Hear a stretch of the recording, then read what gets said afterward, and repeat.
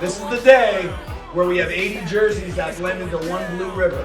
One blue river that flows constantly. The end of the river, the empty end of the sea as one. That's how we roll. Sing it for Serra. Hooray for us! Hello and welcome to the Serra High School Football Podcast. How you doing, Coach Walsh? I'm doing well. Thank you, Amy. Welcome back. Thank you. Welcome back. And, a completely different report on this game than we had last week. Yeah. We played De La Salle. We gave them a tough run, but ended up with a final score of 39-10. Yeah. We had beat them two times in a row, and then to come back and lose to this game. Can you tell us just about the game in general? Yeah, Just put us sure. through it.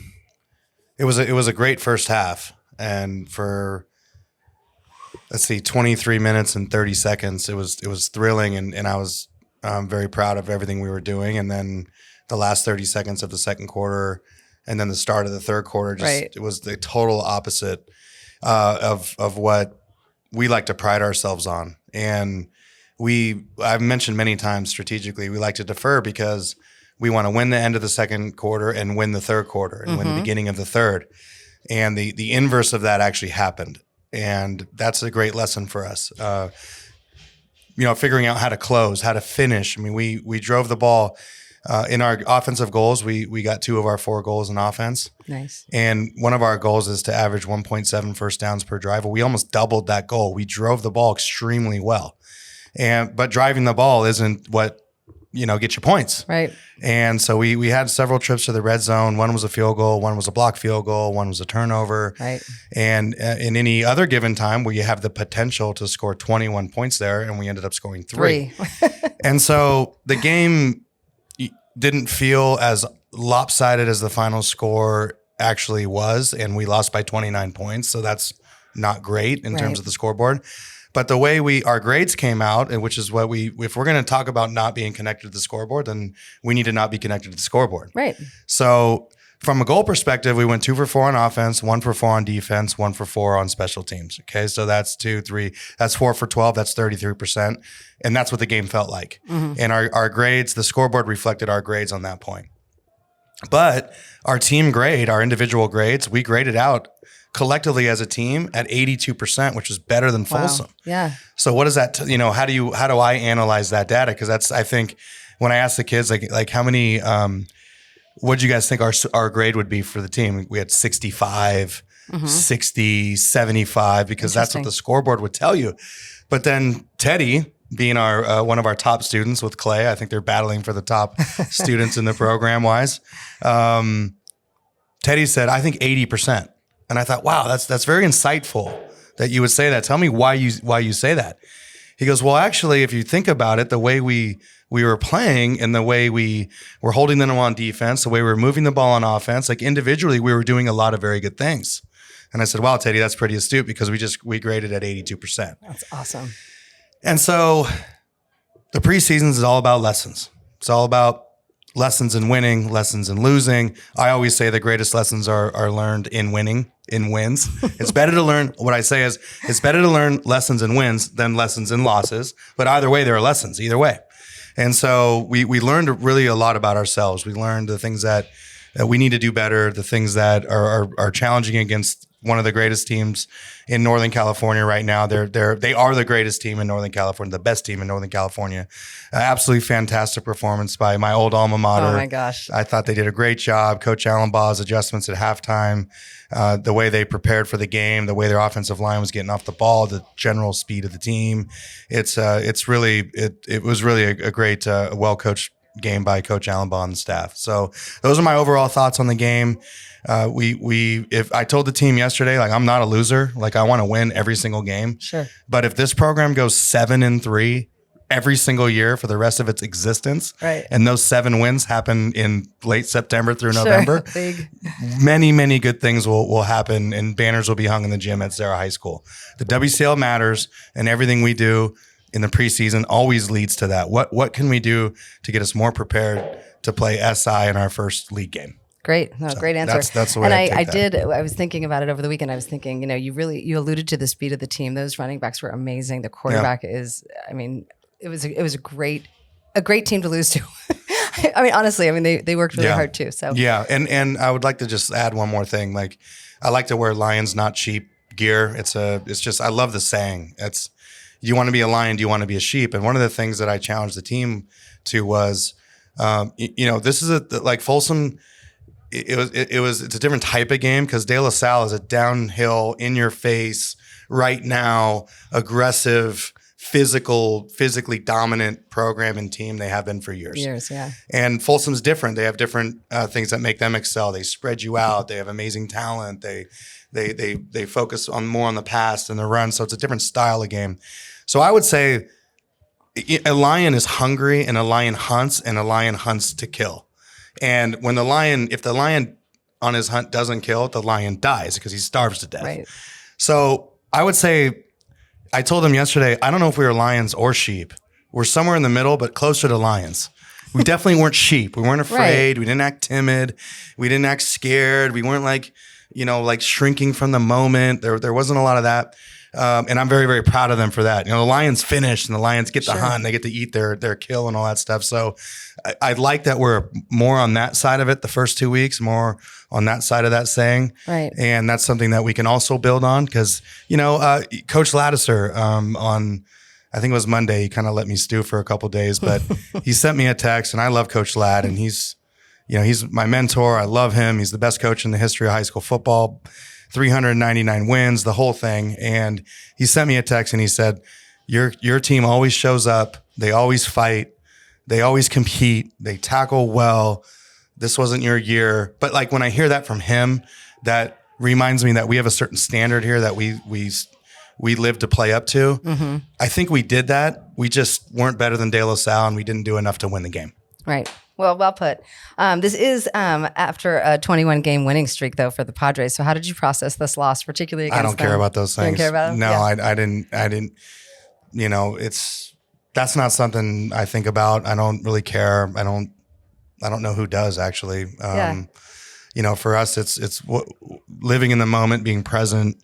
Looking at the truth of the matter. Like the truth was exposed. Our team was exposed in certain areas on both sides.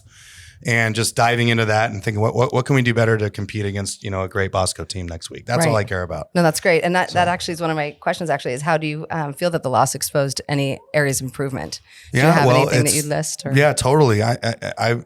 We obviously have to finish. And in a game like that against a championship football team, championship caliber team, and hopefully we'll be in those situations again against this weekend and into the league.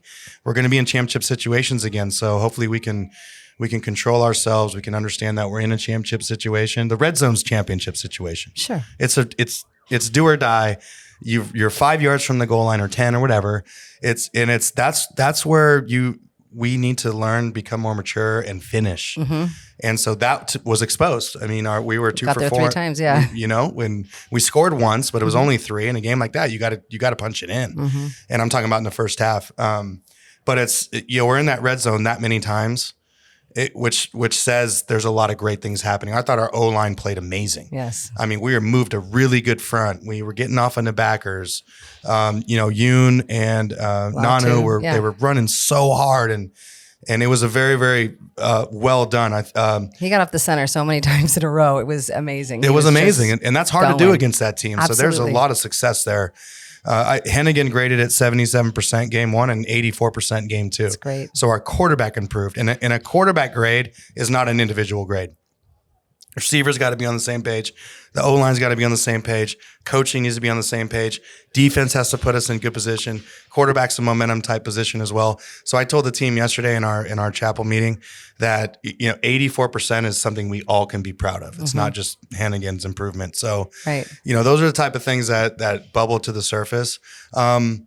We need to be more mature on defense, like when we're in our run fits. Clearly there were some bombs that went to the house.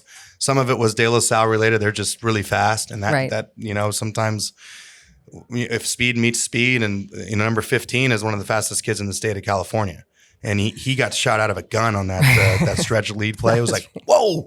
And we've played Modern Day, we played Bosco, we played some great teams up here. That might be the fastest run I've seen. Yeah. In any of those games, if I'm comparing state games to that. I mean, Modern Day has some special players, obviously, but that was a different gear of speed, number 15. It was really amazing. He turned that corner. We had good angles on him. He cut those things down, and that happens. That's life. So anyway, that's kind of the summary of the whole De La Salle experience. Love it. So, I mean, now tell me just a little bit about the morale of the team. I mean, it sounds like you have a real positive spin on the loss, which is great. But how did the players feel afterward? I mean, did you have to, I don't want to say cheer them up. It sounds like little boys, but I mean, did you have to like work on, motivating them and knowing that they, played hard and all the things you just said? How was the tenor of the team? I would say that this, I'm sorry if I'm boring people, but this really goes back to our goals and our grading system. Like we cut emotion out of it. Let's keep emotion out of this, and let's just tell the truth about what's going on individually and collectively as a team. Great. So if there's a down point, as of right now, we aren't attaining and achieving our goals at the rate that's going to make us a successful team this year. Mm-hmm. We're grading well as a team. Goals, we have to be better at football, and we have the ingredients. What the data is telling me, and I'm stripping that away, so whether they feel good or bad about it, what the data is telling me is we have the ingredients to be a championship caliber team, but if we don't put it together, we won't be. Right. And if you look at the first 2 games, we could be 0-2 or not. The data says we could be 0-2. And if we do a couple of things here and there, we could potentially be 2-0 if you want to look at the scoreboard. De La Salle, that would have been a 48-minute game if with the second half. I don't know about all this. This is projection, but I'm gonna continue to go back to the process we have here at Serra. I believe championship programs, championship businesses have tenets and a philosophy of standards and goals that become monotonous and repetitive, and you have to continue to focus on that stuff. That is the beacon. That is the North Star. When the ship's in the sea, it's like, we can strip out all this drama and everything else and say, where are we right now? And I'm always going to fall back on that win or lose. That's great. Yeah. Some might say that, you have a very aggressive preseason. Can you tell me just a little bit about how you feel? I mean, obviously you just made some very specific comments on it, but just overall having a tough preseason, how does that get your players ready for the WCIL, which is also a very, very tough league? So our preseason is a mirror. And we're going to look in the mirror and get a reflection of ourselves. And as we look at ourselves, we're going to see maybe a wart here and a dimple here that's cute, and we're gonna see like a receding hairline. we're gonna see I'm not looking at a mirror. No, looking at yours. my hairline's doing decent. You're doing days. Fine. But I'm just saying. Some might. I want this. I set up this preseason with a purpose in mind, to give us that mirror against the best teams in the state of California, and that's awesome. That reflection is going to guide us when it comes to the WCIL. And we're not win stackers around here. Like, I don't care about any of that stuff. I care about who we are, finding out who we are right now. And the way you find out who you are right now is to challenge yourself against the best in the business. Great answer. Yes. I love it. And I thought you were going to say that. I need you to pick up that mirror again, though, because a couple of weeks ago, you were named the National Coach of the Week by Coaching Coordinator Podcast. And I just wanted you to talk a little bit about that. I meant to bring it up last week. We had so much to talk about, but congratulations. Yeah. You're appropriately being rewarded, something that we all know and see, and talk about behind your back how great you are. So just tell us a little about that. Well, then I'll continue to do that. I'm going to deflect because if we want to jump back 2 weeks, there was some amazing coaching that night, and our players they overachieved. They played so hard, and they played hard Friday night too against De La Salle, and that's the stuff that I remember most about. I'm not going to remember that ever happened. I'm very gracious and honored to do that, but that's a collective thing. That's something that is a win against the top-ranked team in the country, right, in a heavy underdog situation that sparks national interest for the great Serra program. I love that. Yeah. And I just happen to be the head coach of it all. But, without Coach Thomas and Coach Bell and Coach Monsef and all these guys, and the effort of the kids waking up at 5:30 in the morning all summer, right, making the plays on the field, Teddy sprinting back and stripping the ball in the end zone, and Brody and all that stuff that we talked about, none of that would have happened. So it is. I'm honored, but I'm also just the figurehead that sits atop wonderful players and wonderful community. So that's how I feel about that. Well, congratulations. Thank you, I'm Amy. happy for you. Thank you. So now we're gearing up to play St. John Bosco. We have kind of a relationship with this program. Can you just tell us a little bit about our history together? Yeah, so Coach Stephen Lowe is the offensive coordinator. Coach Negro watched us play in the state championship game in 2017 and was so enamored with how great we played. A phone call may or may not have been made to this wonderful coordinator we had up here. I still give Coach Negro we don't own anyone, so I'm so, this is several years ago now, but I'm so proud of Coach Lowe for what he brought here to Serra when he was our offensive coordinator. He's a wonderful human being. It's really hard to live in the Bay Area, so he owns a home down there. He works on campus down there. Nice. He's a life down there. It's actually, I'm so happy for him. But it didn't start off great. Coach Negro knows that.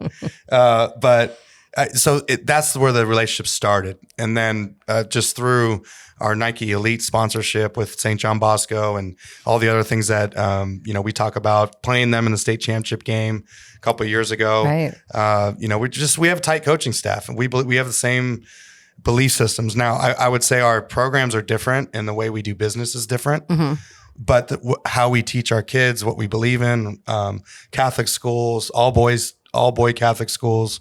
They're one of the few down there still. We're one of the few up here. We just have a lot of shared and similar values. Mm-hmm. And I respect Coach Negro and Coach Lowe as much as anybody in this country. And so when we had an opening on our schedule, it was like, you know what? Let's go play them. Like, let's play NorCal ranked teams, and let's play a nationally ranked team. I think there's been a lot of misconception about some of the things that I've said in the past about the state championship game and playing Mater Dei and playing Bosco and how I feel about it. And never once was any of those statements a statement that we're afraid to play these guys. Because clearly we're not. I don't mind playing these guys week 3, week 6, week 7, week 9. Like, I just think there's a structural issue in our with some of our teams when it comes to the Super Bowl of our state. Right. And that's something that I've been very clear about. Like, if our team is constructed the way it is with very few transfers. I mean, we're not transfer university. Bosco, or regional poll, right? Yeah, we know, and we're a private school that people want to come to, and we certainly have advantages over public schools. I've been very honest about that. Sure. But when it comes to the way private schools are built and structured, or however you want to put it, we're different. We're different. Right. We don't take senior transfers unless someone, moves from somewhere else, or it's just in my time here in 24 years, we've had 0 senior transfers. Right. That played football, if you will, or, Sure. like, hey, let's get the best wide receiver in Ohio and make sure he comes in as a senior because we lost, Joey Villaroman. Like, we just don't even think that way. It's not even the way we think. Right. But some of these programs do think that way. In Mater Dei and Bosco, I don't know if they think that way, but that's what's happening. Mm-hmm. And I don't, and that, to me, that's not like apples to apples when it comes to the Super Bowl. Sure. So now we go down there, we're playing in a Super Bowl in a state game, and it's not the 40 same. D1 athletes. Like, Yeah, right? 40 D1 athletes on one football team. Right. So my statement has always been, well, if that's the way you're going to do things, that's great. I mean, it's not illegal. I mean, Sure. Clearly, if it was illegal, that you would be not playing. Right. So just go play against the other teams that have 40 Division I teams and go do a national Geico championship. I think it'd be amazing. Like, maybe we should run the TV circuit to do that. We'd probably do a great job. It'd be fun. I think it'd be fun. High school, you'd be a sideline reporter and I'd call the games. I think people around the country would absolutely love that, and that would, who's the best team in the nation? And there's some programs across the country that operate this way and some that do not. And that's all I'm saying. With that said, I have no problem bringing these guys in here week 3, going down there next year. I can't wait for that trip. Great. And let's go. Let's challenge ourselves. Like, let's go play some football against the best of the best. I love it. Anyway, that's my mindset on all this. And I don't know if that's TMI, but that's just, I've always been truthful on this podcast. Absolutely. I love high school football. I love my team. I love everything about it. It's my life. And I have feelings about things. Yeah. And this is America, and freedom of speech is important. And people love to hear what you say. And that's why Yeah. I think people are tuning into this podcast, because you tell it like it is. And Yeah. you've got, great strategy and great analysis, of not just football. So Sure. But being that they are a nationally ranked team with a skill set that they have, how are we preparing the Padres? What goes into that? I would say that the Bosco and Mater Dei are two different kind of animals, if you will. Mater Dei, I call it Globo Gym. Like their concept is we're better than you and we know it, particularly on defense. And they just line up in man and they get after you. Bosco has an amazing strategy with great talent. So they challenge you on so many different levels. And we're in the office thinking about their unique blitz packages and their coverages and this that no one will ever make us think at the highest level like this except St. John Bosco, because of the level of coaching level, the level of imagination combined with the talent is almost. There's probably only one other team that can beat them, or maybe two or three in the whole country. That have that sort of unique thing, year in and year out. Anything can happen on any given Saturday, right? It's true. And we're playing here. We're excited about it. We're bringing them in here. They don't play a lot of day games. I know Coach Lowe is going to be talking to them about that. We got Helios out here.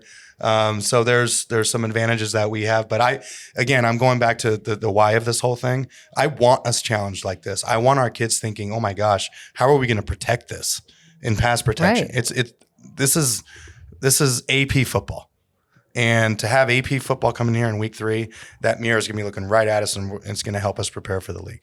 So how do you plan to manage the pressure on the players going up against Bosco? Because I know that's the head game. How do you manage the head game? Sure. Well, we've been here before. I mean, I think playing De La Salle last week is going to help us with that. Yeah, totally. Because they're not small and slow and not physical and right. and not coached. I mean, they're all of that too. So we've proven that we can compete with Folsom. We've proven that we can compete with De La Salle. Now we need to prove that we can compete with Bosco. Are we going to be lions or sheep this game? Right. I don't expect us to step backwards in that. Like I just, there's a certain standard that we're going to uphold them to, regardless of who the opponent is. So that's a better question probably for them, and a question I can answer Saturday at 5 or something. I was going to say post game. I'm going to gamble on the Serra Padres when it comes to our approach, because I know our coaches expect a certain standard, and I know Teddy and Jonah and our captains expect a certain standard, and for the rest of the week we're going to be pushing that regardless, of the nationally ranked Braves coming in. That's great. Yeah. Any specific goals that you hope to achieve beyond the score? I'd or outside of the score, I should say. Yes, I'd love to prove that we can get better at football and get our goal level up, because those are attainable goals against any team. So we were 4 for 12 last week. We need to get that up. We need to continue to climb on that so we can continue to drive the ball, make plays, cause some turnovers. We had 0 turnovers last week. We had 2 against Folsom the week before, or takeaways. We need some takeaways. Like we had 3 turnovers last week. That's not acceptable. Like regardless of who you're playing, we don't have to turn the ball over. We can make good decisions. We can protect the football. The football is life. It's the most important thing on the planet. So that's how I always measure the Serra team. So for our fans out there and everyone, that's what I'm looking for, is to continue to teach this young team how to get better. This is the last time I'm going to say we're a young team. I'm going to say this. Maybe after next week, I'll say it one more time, because when league starts, no one cares if you're young or old. It's over. Right. So this is an attempt, a purposeful attempt to inject a maturity and experience into the team as fast as possible. It's a get old quick scheme. Mature, yeah, exactly. If there is one, you want to get ready for league, schedule these 3 teams. That's great. And so that excuse is done. Whatever excuse we have, all excuses are done when it comes to SI, Friday night, up in the city. No one cares if you're young or old. Sure. It's league. Well, and I think that it's highlighted in every news post report on Serra. 18 starters, are off the team. So everybody's saying it's a young team. But let's not talk about the 12 sophomores who are incredible on the field now. So, it's very reminiscent of the sophomore year for the 2024 class of 18 starters, right? So I mean, I mean, right. young, old, whatever, it doesn't matter. It's skill and it's coachability, and That's right. It's being coached. That's well. right. And it's I told the guys after Bosco, if you're a sophomore, you're a junior. If you're a junior, you're a senior. If you're a senior, you're a super senior. Right. Because it's time to roll. Time to get that's great. And just my last question, I guess, is just as we look at, I mean, we're not the only team playing in the preseason. So if you look at some of the WCAL teams, what are you seeing? I mean, St. Francis Reardon. I mean, what are we looking at in terms of talent there? Yeah, I mean, I would say as a general philosophy would be the league is collectively better than it was last year. They're going back to the young old thing experience and all that. Like a lot of the teams that we played, a lot of the teams that played last year had young coaches and young players, and they had young teams, which was a perfect combination for us because we didn't. Sure. And so I would say the general level of play in the league is up. Overall, St. Francis has 2 really good wins. Sacred Heart has 2 really good wins. Valley Christian is split right now in their preseason in terms of their games. Midi, I think, is 2-0. St. Francis is. It seems they have one of those teams that is very focused and very directed, and they have a great running back and a great offensive line. And this is. It's kind of like their 21 team, if you will. Just kind of reminds me of that, just the timing of it. So I know Coach Calcano has a lot of good things going on down in Mountain View. And they actually play De La Salle on Friday night. So oh, wow, that'll be so fun we to play see. Saturday. So you'll know probably where I'll be, at least my consciousness will be on that game Friday night watching And you'll it be online. rooting for the Spartans, I'm sure. I'm not. Just kidding. Well, of course I will. You They're my have alma to. mater. They you don't always have to be that objective. I root for De La Salle. Okay, thank you. That's a really good point. I root for De La Salle every single game except for last week. Yeah, So, good. And I'm not going to be shy about that. Awesome. Well, it's going to be a really exciting weekend. We have Faculty and Staff Appreciation Day right before the game Right. kickoff. Yeah. Kickoff is at what time? 1:30. 1:30. Yeah. And we also have JV playing Friday at 3 against Bosco, Right. and then varsity on Saturday. And it will be streamed with by Go Fan VU. Actually, the people that did the De La Salle game last weekend. FanView, yep. They did a great job. So, or not Go Fan. Go Fans for tickets. FanView FanView, is for FanView. streaming. Yeah, so I'm we'll sure have all that on our where do website. People, it's be on our website. Yeah, I'll put to a find the pop-up on our link. website, and we'll definitely put it on padrefootball.com. And thank you so much for your insight and just your humility and giving us all this good information. Yeah, you're welcome. I was Yeah. anxious to see how you were going to be today. Yeah, well, Given- I had about 6 minutes of sleep after, people are like, oh, he seems pretty bubbly. It just hang out with me like at Friday in the morning at 5 a.m. or whenever my eyes might have closed. So yeah, I don't, it's you learn a lot from the bottom of the pit. You learn a lot from dark times. And I think, I'm sad that the game went the way it went, but I'm also grateful that we can get down in that pit and look around at things that maybe not be what we want to see, but that we need to see. Absolutely. Finding light in darkness. Yes, So that's anyway, right. well, go Padres. Let's So go. excited to see how this weekend goes. Thank you, Thanks, Amy. Coach. Bye-bye.